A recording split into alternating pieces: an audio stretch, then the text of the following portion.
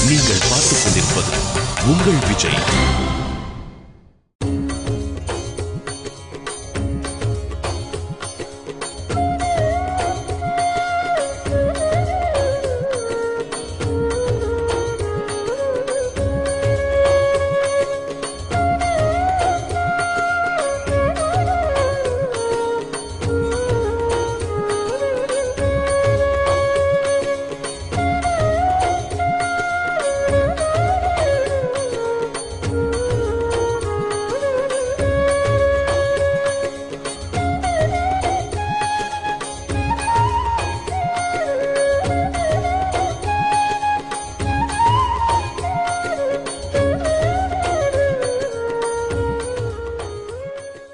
துக்காராம் எப்படி இருக்காருனா, அவருக்கு குடும்பத்திலையும் ஒட்டல, ஆனா குடும்பத்தை விட்டுட்டும் இருக்கிறதுக்கு அவருக்கு பிடிக்கல. அது தர்மம் இல்லைன்னு நினைக்கிறார்.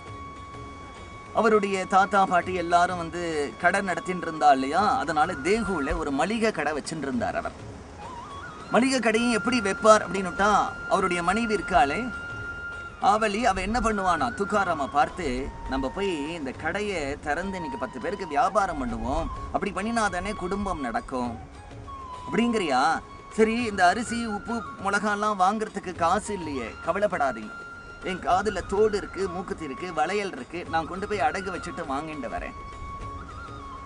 கடையெல்லாம் திறந்து அந்த அந்த அந்த டப்பாவில் பெரிய பெரிய பாத்திரங்கள் இருக்கும், அதில் அரிசி, இதில் உப்பு, இதில் மிளகா எல்லாம் போட்டு, துவரம்பருப்பெல்லாம் போட்டு ஆவலி சொல்லிட்டு போவா.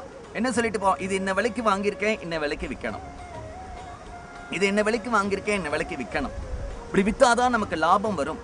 நான் சாயங்காலம் பார்ப்பேன், கல்லால பணம் இருக்கணும், நான் வேணா உன் கூட இருக்கட்டுமா அப்படின்னுவா. அவர் சொல்லுவார், இருக்காதே, இங்க என்ன வேலை, எனக்கு என்ன வியாபாரம் பண்ண தெரியாதுன்னு நினைச்சுட்டு இருக்கியா? நான் 20 வருஷம் வரைக்கும் வியாபாரம் பண்ணலையா? நம்ம பரம்பரையே வியாபாரம் தானே, எனக்கு பண்ண தெரியாதுன்னு ஒன்றும் கிடையாது, நான் பண்றேன், நீ போயிட்டு வா, சாயங்காலம் பாரு, கல்லால எவ்வளவு பணம் இருக்கும் பாரு அப்படின்னு சொல்லுவார். அவ குழந்தைக்கு சொல்ற மாதிரி சொல்லி கொடுத்துட்டு வீட்டுக்கு போவான். அவர் இப்படி பார்ப்பார், உப்பை பார்ப்பார், மிளகாயை பார்ப்பார், பருப்பை பார்ப்பார், எல்லாத்தையும் பார்த்துட்டு நினைச்சுப்பார், பாண்டுரங்கா, என்ன இப்படி என்ன படைச்சுட்டே, இந்த உப்பை பார்த்துட்டே இருக்க வேண்டியிருக்கே, மிளகாயை பார்த்துட்டே இருக்க வேண்டியிருக்கே, இதுக்கா என்னுடைய ஜென்மா, இதுக்கா என்ன படைச்சே நீ? நான் உன்னுடைய திவ்யமங்கல விக்கிரகத்தை பார்த்துட்டு இருக்கலான்னு நினைச்சேன், உப்பு புளி மிளகாயை பார்க்கிற மாதிரி வச்சுட்டியே. கடையில் உட்கார்ந்துட்டாலும் அவருக்கு கடையில் இதிலெல்லாம் புத்தி போகாது. ஒரு ஜபமாலையை கையில் எடுத்துப்பார், ராம கிருஷ்ண ஹரி ராம கிருஷ்ண ஹரி ராம கிருஷ்ண ஹரின்னு ஜபம் பண்ணுவார். இப்படியே பண்ணிட்டு இருப்பார். பண்ணிட்டு இருக்கும் பொழுது என்ன ஆச்சு அப்படின்னா, இந்த பாகவதர் ஆனதுக்கு பிறகு துக்காராமுடைய கடை திறந்துட்டாரானால் அந்த செய்தி ஊர் முழுக்க பரவிடுறது. எல்லாரும் சொல்றா, இன்னைக்கு துக்காராம் மகராஜ் கடை திறந்திருக்கார், துக்காராம் மகராஜ் கடை திறந்திருக்கார். எல்லாரும் வர அவருடைய கடைக்கு. மகராஜ், என்னப்பா, எனக்கு கொஞ்சம் அரிசி வேணும், வாங்கிக்கீங்க. பணம் இல்ல மகராஜ். பணம் இல்லைன்னா என்ன, நீ பரம பாகவதன், உன்னுடைய வாயிலிருந்து ராமகிருஷ்ண ஹரின்னு வருது, என்னுடைய கடையில் இருக்கக்கூடிய அரிசி உன்னுடைய வயிற்றுல போகிறதுக்கு ஒரு பாக்கியம் பண்ணிருக்கணுமே, நீ எடுத்துட்டு போ. இன்னொருத்தர் வரார், மகராஜ், எனக்கு பருப்பு வேணும், பைசா இல்லை, அவ்வளவுதானே. நான் கேட்டேன், நான் உங்கள்கிட்ட, எடுத்துட்டு போங்க. உனக்கு என்ன மிளகா வேணுமா? எல்லாருக்கும் கொடுத்துட்டு ஆனந்தப்படுறார். பஜனை எப்ப பார்த்தாலும் ராமகிருஷ்ண ஹரி ராமகிருஷ்ண ஹரின்னு பஜனை ஓடின்னு இருக்கு. என்னன்னா, சாயங்காலம் வரைக்கும் கடை நடத்தணும் இல்லையா? ராத்திரி 10 மணிக்கு தானே ஒரு வியாபாரி கடையை பூட்டுவான். இங்க மத்தியானம் 2 மணிக்கே வீட்டுக்கு வந்துட்டார் அவர். அவ கேட்கிறா, ஏதாவது சாப்பிட்டுட்டு போலான்னு வந்தேலா, நானே கடைக்கு எடுத்துட்டு போடி, கடையில விற்கிறதுக்கு என்ன இருக்குங்கிறார். ஏன் என்னாச்சு? நான் தான் கார்த்தாலும் எல்லாத்தையும் ரொப்பிட்டு வந்துட்டேனே, அவ்வளவு வியாபாரமா இன்னைக்கு? ஒரே நாள்ல வியாபாரம் ஆயிடுத்தா? 1 மாசம் சாமா ஒரு நாள்ல வியாபாரம் இருக்குன்னா நல்ல லாபம். எங்க பணம்? பணமாவது யாராவது வியாபாரம் பண்ணுவாளா? விலைக்கு விற்பாளா? என்ன பண்ணினேல்? எல்லாரும் வந்தா நம்ம கடை முன்னாடி பஜனை பண்ணினா என்ன ஆனந்தமா இருந்தது தெரியுமா? எல்லாத்தையும் எடுத்து கொடுத்துட்டேன்டி. பஜனை பண்ணக்கூடியவர்கள் எல்லாம் சாதுக்கள் இல்லையா, மகான்கள் இல்லையா, பாகவதர்கள் இல்லையா? அவர்களுடைய வயிற்றிலே நம்ம கடையுடைய அரிசி போகிறதுக்கு என்ன பாக்கியம் பண்ணிருக்கணும்? நீ பார்க்காம போயிட்டியா ஆவலி? இன்னைக்கு அப்படி ஒரு சத்சங்க நம்ம கடை முன்னாடி, அப்படி ஒரு டோலக்கு, அப்படி ஒரு டோல்கி, அப்படி ஒரு ஹார்மோனியம், அப்படி ஒரு மேலா பஜனை நடந்தது போ, அந்த ஆனந்தத்துக்கு எதுவுமே சமமாகாது. தலையில அடிச்சுக்கிறாத. நான் தான் கடை திறக்க வேண்டான்னு சொன்னேன், ஆனா கடை திறக்க வேண்டாம்னு சொன்னா அப்படி நான் அப்படி இருக்க முடியும்? புருஷன்னா ஏதாவது சம்பாதிக்கணும் இல்லையா? உத்தியோகம் புருஷ லட்சணம்ங்கிறத கடை திறக்கணும்னு சொல்றேன். கடை திறந்தா உங்களுக்கு வியாபாரம் பண்ண தெரியல, வியாபாரம் பண்ண தெரியாட்டா என்ன ஆயிடுதுன்னா, நான் பிறந்த வீட்டிலிருந்து கொண்டு வந்திருக்கிற தோடு முக்குத்தி எல்லாத்தையும் அடகு வச்சு அந்த பணங்கள் எல்லாமும் போயிடுத்து இப்ப எப்படி குடும்பம் நடத்துறதுன்னு கேட்கிறான். இப்படியே துக்காராமுக்கும் அவருடைய மனைவிக்கும் நடந்துட்டே இருக்கு. இப்ப என்ன ஆறுதுன்னா, இந்த சஜ்ஜன் காட்டுன்னு ஒரு இடம் இருக்கு. அங்கதான் சமர்த்த ராமதாசர் ரொம்ப நாள் தங்கி இருந்தார். அதே மாதிரி நாசிக் பஞ்சவடிக்கு பக்கத்துல ஒரு இடம் இருக்கு. ஒரு குகை மாதிரி இருக்கு. அந்த குகைக்கு அடியில உட்கார்ந்துட்டு தான் சமர்த்த ராமதாசர் சதா சர்வ காலமும் ஸ்ரீராம் ஜெயராம் ஜெய ஜெயராம் ஓம் ஸ்ரீராம் ஜெயராம் ஜெய ஜெயராம் ஓம் ஸ்ரீராம் ஜெயராம் ஜெய ஜெயராம் ஓம் ஸ்ரீராம் ஜெயராம் ஜெய ஜெயராம் ஜபம் பண்ணிட்டு இருந்தார். அவர் ஹனுமாருடைய அம்சம். அவர் பிறக்கும் பொழுதே குட்டி வால் கூட இருந்ததா அவருக்கு, சமர்த்த ராமதாசருக்கு சொல்லுவா. அந்த சமர்த்த ராமதாசருடைய ஹிருதயத்துல அப்படி புங்கானு புங்கமா மேல மேல மேல மேல அவருக்கு கவிதாரசம் ஏற்படுறதுனால ராமர் விஷயமா சில பாடல்கள் எழுதுறார். அவருக்கு ஒன்றும் பேப்பர் இல்லை. அவர் ஒரு குகையில உட்கார்ந்துட்டு இருக்கார். பேனா இல்லை, இருக்க இலை இருக்கு. அந்த இலையில ஒரு குச்சினாலும் எழுதுறார். மனசுல இருக்கக்கூடிய ஒரு வெளிப்பாடு அதை எழுதிட்டார். அதை ப்ரிசர்வ் பண்ணி வச்சுக்கணும்னு தோணலை. இந்திராயணி நதியில போடுறார். ஒரு இருக்கல, ரெண்டாவது இருக்கல, மூணாவது இருக்கல, அந்த நதியில அப்படியே போயின்னு இருக்கு. அடுத்து அடுத்து அடுத்து அடுத்து அடுத்து அடுத்துதான் போயின்னு இருக்கு. சத்ரபதி சிவாஜி எங்கேயோ ஒரு யுத்தத்துக்கு போயிட்டு திரும்பி வரான். சாயங்காலம் ஆயிடுத்து. ஒரு இந்திராயணி நதி ஓடுறது. இதுல கைகால்கள்லாம் அலம்பிண்டு முகத்தட்டுண்டு அப்படியே ஜபம் பண்ணுவோம்னு நினைக்கும் பொழுது பார்க்கிறான், இந்த இந்திராயணியில ஒரு ரயில் பெட்டி ஆட்டம் அடுத்து அடுத்து அடுத்துதான் ஒரு இலை வருது. என்ன இலை? அந்த இருக்க இலையை எடுத்து படிச்சு பார்க்கிறான். மராட்டி மொழியில அருமையான ராமர் விஷயமான அபங்கம். இதுதான் சாதாரண விஷயம் இல்லை. இதை பார்த்தாலே பகவான ஹிருதயத்துல பார்த்தவர்களால் எழுதப்பட்டதுங்கிறது நன்னா தெரியறது. அடுத்த எருக்களை எடுக்கிறான். உடனே கூட இருக்கிறவளை கூப்பிட்டு எல்லா இலையும் எடு, இந்த அபங்கங்கள்லாம் நம்ம ப்ரிசர்வ் பண்ணி வைக்கணும். ஆனா இந்த எருக்கலையெல்லாம் அப்படி வரிசையா வருதுனாலே அது எங்கேருந்து வருதுன்னு கண்டுபிடிக்கணும் அப்படின்னு அது பின்னாடியே கரையோரமா நடந்து போனா அங்கதான் சமர்த்த ராமதாசர் உட்கார்ந்துட்டு ஸ்ரீராம் ஜெயராம் ஜெய ஜெயராம் ஒரு கௌபீனம் தான் கட்டின்னு இருப்பார். பைராகி காலில் பாதுகாப்பட்டு இருப்பார். கையில ஒரு ஜபமாலை இருக்கும். தலையில ஜடை, பெரிய நீண்ட தாடி. சமர்த்த ராமதாசர் இப்பதான் முதல் சிவாஜியை பார்க்கிறார். சிவாஜி இப்பதான் சமர்த்த ராமதாசரை பார்க்கிறார். ராமதாசர் அவரை பார்த்த உடனே நீ யாரு என்னன்னு கேட்கல, வா சிவாஜி உட்கார். நீங்கள் பார்த்துக் கொண்டிருப்பது உங்கள் விஜய். என்ன எப்படி தெரியும் உங்களுக்கு? உன்னை தெரியறது என்னப்பா அதிசயம்? உன்னை நன்னா தெரியும். உட்கார். எங்க போயிட்டு வர? ராஜ்யங்கள்லாம் எப்படி நடக்கிறது? ஜனங்கள்லாம் உன்னுடைய ராஜ்யத்தில் திருப்தியாக இருக்காளா? பயம் இல்லாமல் இருக்காளா? கஜானலெல்லாம் எப்படி பணம் இருக்கு? வரி வசூல்லாம் பண்ணுறியா? மழை பெய்யறதா? ஒற்றர்கள்லாம் வச்சிருக்கியா? பயம் இல்லாமல் இருக்கியா? நம்பிக்கை உரியவர்களை அந்தந்த பதவியில் வச்சிருக்கியா? ராஜ தர்மங்கள்லாம் விசாரிக்கிறார். கொஞ்ச நாள் பேசிட்டு சிவாஜி கிளம்பலாம்னு போகும் பொழுது, என்ன இவ்வளவு நாள் இருந்துட்டு சாப்பிடாம போறேன், சாப்பிட்டுட்டு போலாமே. சுவாமி, நீங்க ஒரு கௌபீனம் கட்டின்னு இருக்கேள், ஒரு குகையில் இருக்கேள், இங்க எப்படி சுவாமி சாப்பிட முடியும்? அதை பத்தி உனக்கு என்ன கவலை? சாப்பிட்டுட்டு போலாம். சுவாமி, ஒரு மகாத்மாவையோ ஒரு தெய்வத்தையோ சேவிக்க வரும்பொழுது ஆடம்பரத்தோட படோடபத்தோட வரக்கூடாது அப்படிங்கிறதுனால நான் என்னுடைய யானைகள், குதிரைகள், காளான் படைகள்லாம் தூரத்துல நிறுத்தி வச்சுட்டு உங்களை பார்க்கறதுக்கு வந்திருக்கேன். அதெல்லாம் ஆயிரக்கணக்கில் நிற்கிறது சுவாமி. சமர்த்தர் சொல்றார், சிவாஜி, ஒரு ராஜா அண்ணா குதிரைகளோட யானைகளோட வருவான்னு எனக்கு தெரியும். எல்லாருக்கும் சேர்ந்துட்டு தான் நான் சாதம் போடலான்னு சொன்னேன். குரு பேசும்பொழுது எப்படி மறுத்து பேசுறது? சரின்னுட்டான். ஒரு குகை. அந்த சமர்த்தருக்கு கூடவே ஒரு சிஷ்யர் எப்பொழுதும் ராத்திரி பகலா 24 மணி நேரமும் ஒரு மனிதனை நிழல் தொடர்ந்து வரா மாதிரி இருந்துருப்பார். கல்யாண கோஸ்வாமி. அவருடைய படம் தான் இங்க மாட்டியிருக்கு. அந்த கல்யாண கோஸ்வாமியை பார்த்து சமர்த்தர் சொல்றார், இவர்களுக்கெல்லாம் ஏற்பாடு பண்ணிடலாமா? பண்ணிடலாமே. சிவாஜி பேசாம உட்கார்ந்து இருக்கான், என்ன நடக்கிறதுன்னு. சரி, யானைப்படைகள்லாம் வரட்டும், குதிரைப்படைகள்லாம் வரட்டும், ஆல் த சோல்ஜர்ஸ் வரட்டும் அப்படின்னு உடனே எல்லாம் திபு திபு திபு திபுன்னு வரா. யானைக்கு அண்டாண்டாவா சாதம் இறங்கிறது, கரும்பு இறங்கிறது, வெல்லம் இறங்கிறது, எண்ணெய் இறங்கிறது, குதிரைக்கு கொள்ளு இறங்கிறது, புல்லு இறங்கிறது, வடை பாயசத்தை போட்டு எல்லாருக்கும் சாப்பாடு, பூரி போடுறா, சப்ஜி போடுறா. எல்லாம் சாப்பிட்டுட்டு சோல்ஜர்லாம் சொல்றான், இன்னும் 10 நாளைக்கு எனக்கு பசிக்காது போல இருக்கு. சிவாஜிக்கு தலையை சுத்துறது. ஒரு குகையில் உட்கார்ந்துட்டு இருக்கார், ஒரு கோமணம் கட்டின்னு இருக்கார், கூட ஒரு பாத்திரம் இல்லை, அடுப்பு இல்லை. நான் ராஜா, எனக்கு பெரிய அரண்மனை இருக்கு, ஆயிரக்கணக்கான வேலைக்காரா இருக்கா, பணம் இருக்கு, என்னால கூட இவ்வளவு ஒரு ஷார்ட் ஸ்பேன்ல இவ்வளவு பெரிய விருந்து பண்ண முடியாது, இவர் என்னமா பண்ணினார்? உடனே இவருக்கு ஒரு எப்படி மெருவா அவர் கிட்ட போறான். குருநாதா, என்னப்பா என்ன சாப்பிட்டியா? உன் கூட வந்தாலாம் சாப்பிட்டாளா? திருப்தியா? அது இருக்கட்டும், குரு கிட்ட எதுவும் எதிர்த்து பேசக்கூடாதுன்னு சொல்லுவா. எனக்கு ஒரு சந்தேகம். என்ன?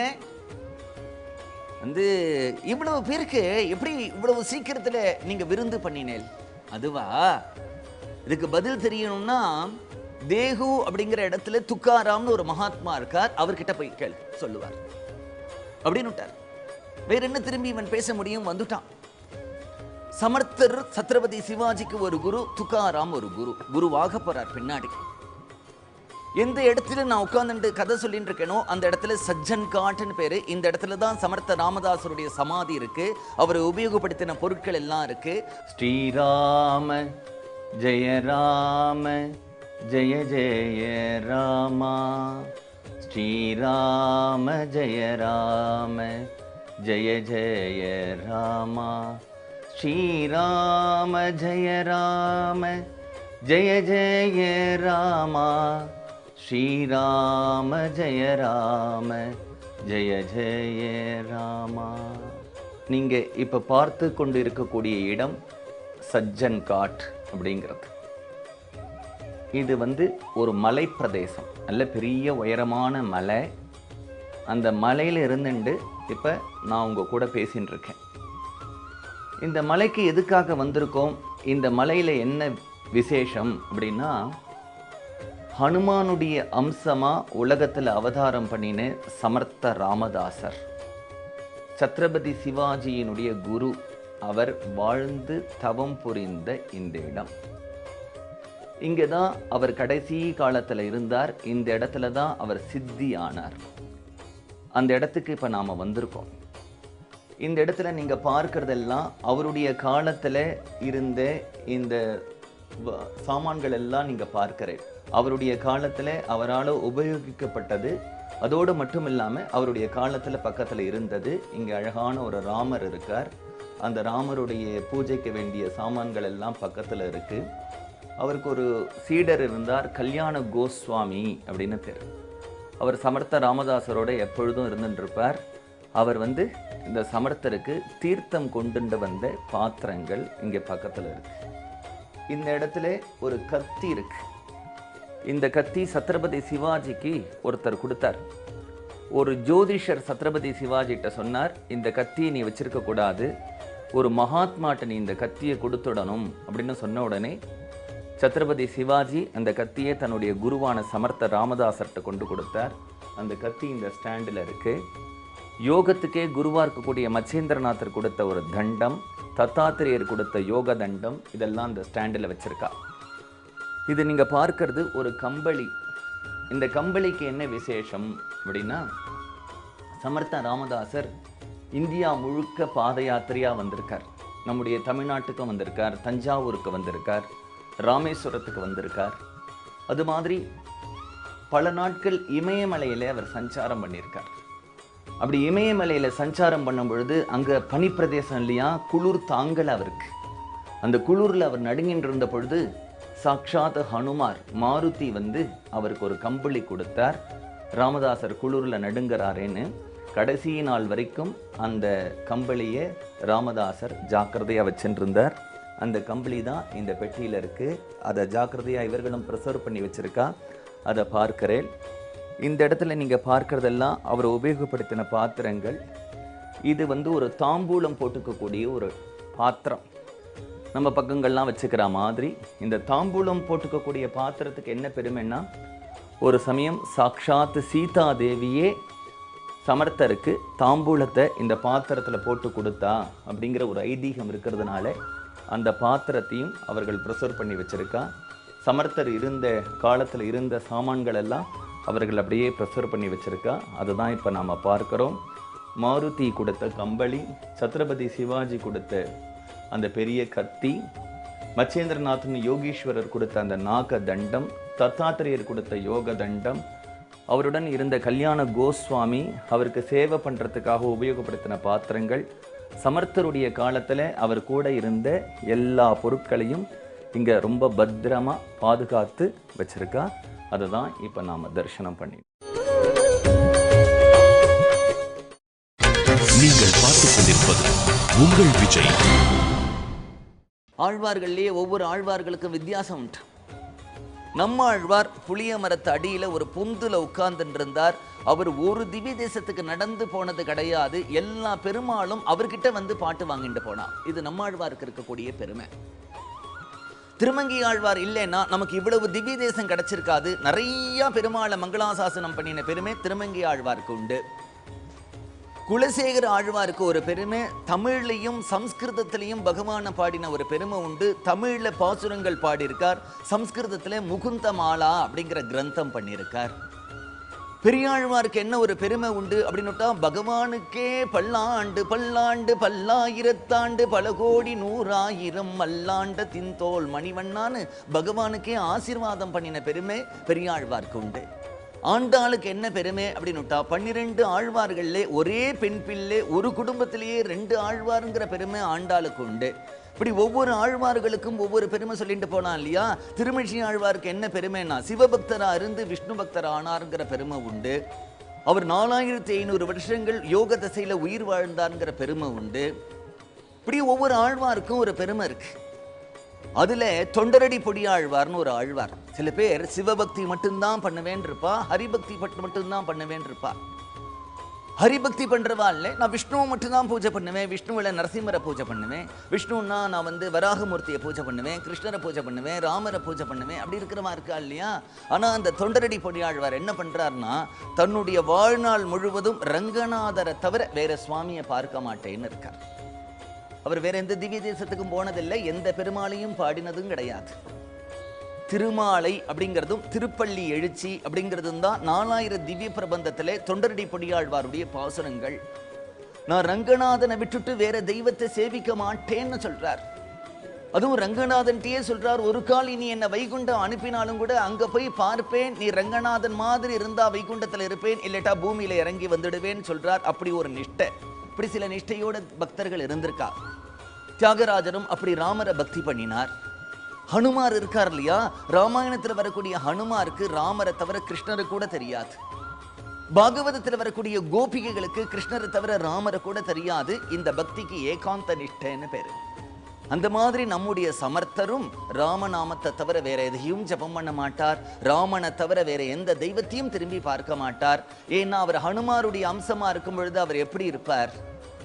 அதனால சதா ராமநாமமும் ராமனையே தியானம் பண்ணிட்டும் அப்படி இருக்கார். இந்த சஜ்ஜன் காட்டிலிருந்து பண்டரிபுரம் ரொம்ப கிட்ட இருக்கு. பண்டரிபுரத்துல பாண்டுரங்கன் இருக்கான் இல்லையா, இடுப்புல கையை வச்சுட்டு யோக பீடத்துல நின்னுட்டு இருக்கான். அந்த பாண்டுரங்கனை பார்க்கறதுக்கு ஆயிரக்கணக்கான சாதுக்கள் வரா, லட்சக்கணக்கான சாதுக்கள் வரா, கோடிக்கணக்கான சாதுக்கள் வரா. இந்த பாண்டுரங்கன் அந்த கூட்டத்தை எட்டி எட்டி பார்க்கிறானா, சமர்த்தர் வராரோ, சமர்த்தர் ராமதாசர் வராரா, என்ன பார்க்கறதுக்கு இவ்வளவு பேர் வரா, பக்கத்துல இருந்துட்டு இவரை வரக்கானுமே, இவர் வரமாட்டேங்கிறாரு. ஒரு அம்மாவுக்கு 5 குழந்தைகள் இருக்கும். 4 குழந்தையும் அம்மா அம்மா அம்மான்னு காண சுத்தின்னு இருக்கும். ஒரு குழந்தை மட்டும் எங்கேயோ போய் உட்கார்ந்துட்டு இருப்பான். 4 குழந்தை காண சுத்தின்னு இருக்கே, இந்த குழந்தைய அம்மா நினைக்க மாட்டான். வராம ஒரு பையன் இருக்கானே அவனை நினைப்பா இல்லையா. அது மாதிரி வந்திருக்கிற பக்தர்களை திரும்பி பார்க்க காணும் பாண்டுரங்கன் வராத சமர்த்தருக்காக எங்கின்னு இருக்கான். जय जय राम कृष्ण